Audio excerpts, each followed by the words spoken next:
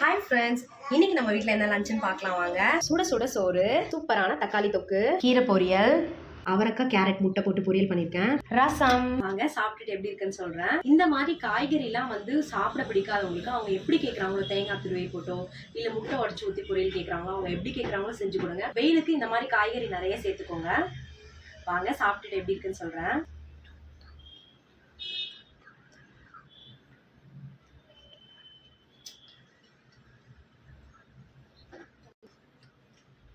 ரொம்பவே சூப்பரா இருக்கு.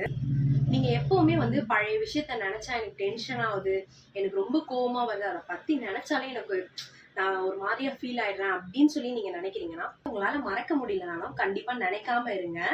நீங்க அந்த மாதிரி நினைச்சு அதை பத்தி ஃபீல் பண்ணி டென்ஷன் ஆயிட்டு இருக்கிறதுக்கு டைமும் வேஸ்ட், உங்களோட எனர்ஜியும் வேஸ்ட். ஸோ அதனால அதை பத்தி நினைக்காம இருக்கிறது ரொம்பவே நல்லது.